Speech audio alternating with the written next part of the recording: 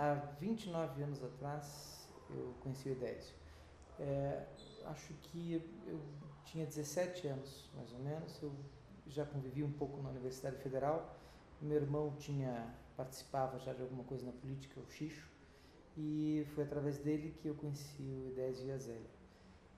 Incrível porque tinha tão pouca gente participando do PT naquela época e todo mundo que aparecia era absolutamente bem-vindo, assim, até um moleque como eu, de 17 anos, que tinha habilidades para artes gráficas na época, não tinha entrado na universidade ainda, mas já tinha atração pela propaganda, já tinha atração pela comunicação. E aí o Edésio e a Zélia e todas aquelas pessoas naquele momento de formação do PT me deram as primeiras oportunidades de eu me experimentar como profissional e entender como é que funciona a relação da causa e efeito da comunicação. Então, foi uma fase riquíssima da minha vida. Talvez os meus amigos estivessem nas festas assim e eu estava tendo uma experiência mais louca ainda, participando da construção de um partido, assim. Então, enquanto muitos estavam se divertindo, eu estava me divertindo de outra maneira, na casa do Edésio e da Zélia, fazendo reuniões, fazendo as estrelinhas que nós comprávamos para fazer os pins do PT na época, dos bottoms. Então, mais ou menos um período bonito da história, assim, das pessoas jovens tentando se compreender no espaço político. E o Edésio foi seguramente um grande orientador, assim, de valores e de como seguir nesse caminho, assim. As gravações que nós fazíamos para televisão eram todas ao vivo. Na época não se levava uma fita beta pronta, assim como é hoje, né?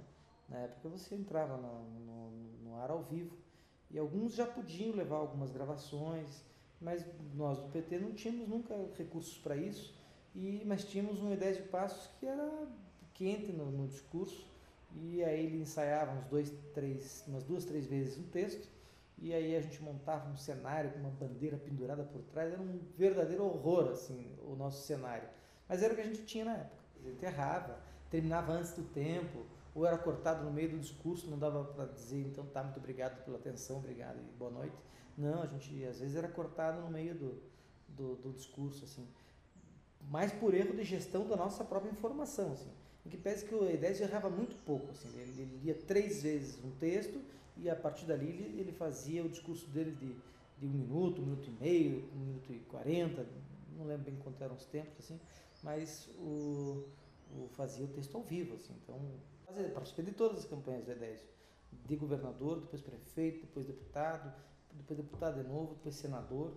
Participei de todas as campanhas junto com ele e sempre uma aventura cada uma delas, assim, com muito pouco dinheiro, com muita vontade de fazer e com uma oportunidade nova na mão a cada campanha que surgia. O Edésio era naquela época o nome mais conhecido, mais forte, a pessoa mais preparada para ocupar as posições de candidato majoritário.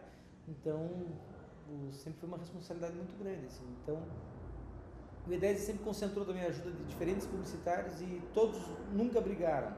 Todos sempre conseguiram trabalhar juntos em prol dele, assim, porque pela capacidade dele mesmo de articulação, de pensamento, sempre deixou todo mundo muito à vontade, assim.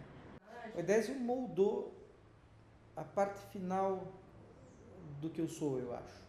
Porque aos 17, 18 anos, 19 anos, 20 anos, essa juventude toda, ao conviver com o Edésio, uma criatura tão dura, severa em relação à conduta pessoal, às suas crenças em relação à política, às suas crenças em relação assim, das relações entre os seres humanos, assim, entre as várias pessoas, assim. O Edésio sempre foi muito sério, muito competente, muito se combinou uma coisa com você, ia fazer aquilo de qualquer jeito, de alguma forma que ia acontecer. Então, o Edésio moldou, eu acredito, fez um acabamento final, assim, na minha formação como profissional, eu acredito.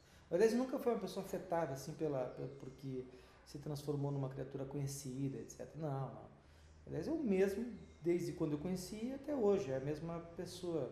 E é uma geração, é um tipo de gente assim que infelizmente está cada vez mais raro, assim.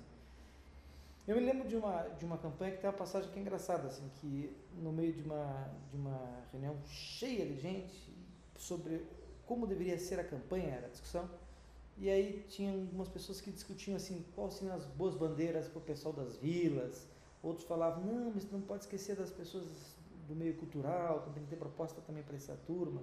Aí já uma outra mulher disse, mas espera aí, nós temos que ter proposta também para as mulheres, e aquele troço uma confusão danada lá pelas tantas. A gente via que tinham que atender muitas grupos diferentes, e eu propus que nós fizéssemos a campanha dividida em várias linguagens.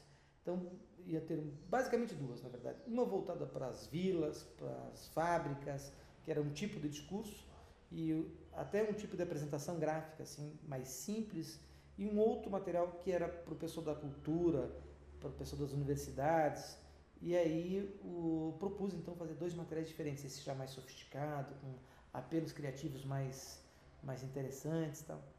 E o E10 me deu uma bronca no meio dessa turma toda pela esquizofrenia que seria a campanha, por tratar seres humanos de forma tão diferente, porque daria para a classe trabalhadora, para os operários das vilas, um tratamento simplório, mantendo as pessoas naquela condição de simples, enquanto pensava no pessoal voltado, ligado à cultura, às universidades, à pequena burguesia, assim, com mais capricho, com mais inteligência, com mais cuidados.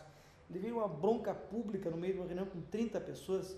Aquilo me fez nunca mais pensar em me comunicar com as pessoas de uma forma diferente entre elas, assim. Mesmo hoje, que tem um boom da comunicação dirigida, assim, né? As pessoas falam só com aqueles que torcem para determinado time, de tal sexo, de tal idade. Não. Ainda assim, eu acredito que a comunicação tem que ser igualitária. Ainda hoje eu entendo isso. Aliás, comunicação igualitária já é palavra do Edésio. Né? Então, aprendi isso, me moldou também como profissional. Primeiro, todo mundo tinha jeito de participar. A comunicação mesmo era uma ciência que todo mundo valorizava, mas todo mundo achava que podia fazer. Então, para se desenvolver uma campanha, para fazer uma campanha no PT, sempre foram reuniões plenárias, dificílimas, com 10, com 15, com 20, com 30 pessoas, dando palpite sobre cor, tipo de letra, tipo de mensagem, o tom da mensagem, como fazer a campanha, como distribuir. Então, passar por isso também me ajudou a entender e a me virar no meio de reuniões mais plenárias, com tantas opiniões diferentes, com tanta gente querendo contribuir de uma maneira única. Então, foi bom, acho que isso me ajudou assim, a administrar diferentes pensamentos. Nós fizemos campanha juntos no tempo da manivela, fazíamos juntos os textos, fazíamos juntos as principais ideias, e aí íamos para a gravação ao vivo e tocávamos a nossa vida desse jeito. Depois veio tecnologia, as coisas foram avançando, nós fomos fazendo as campanhas novas, já sob novas condutas, com mais gente participando, com mais contribuição de outros profissionais também da área de comunicação. Isso foi evoluindo, foi uma evolução natural. Assim.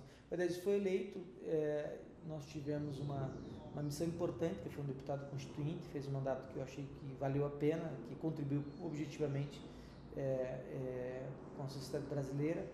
Eu tenho um orgulho enorme assim, de ter participado daquilo.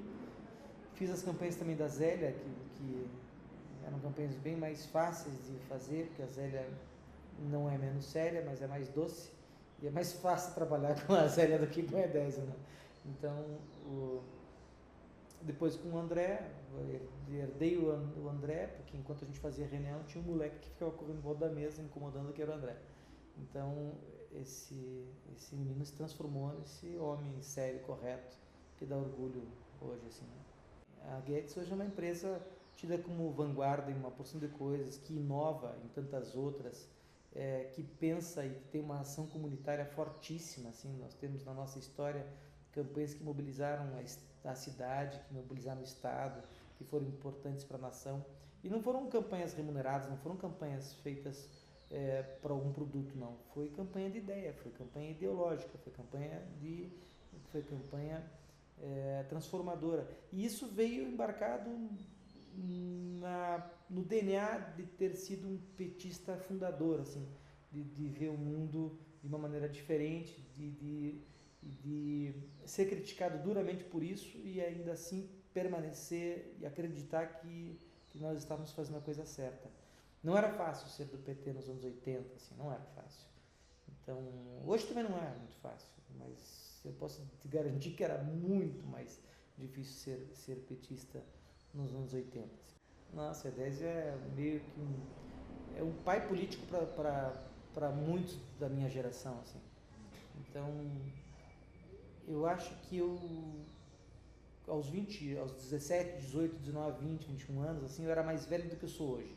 Eu atribuo isso muito ao Edésio, assim, porque ele me ensinou um olhar responsável sobre as coisas que me fez de um jovem diferente de muitos da época, assim. Depois eu fui ficando mais velho, fui ficando mais responsável, fui soltando, fui compensando o velho que eu era quando mais novo, assim. Hoje eu sou quase um adolescente.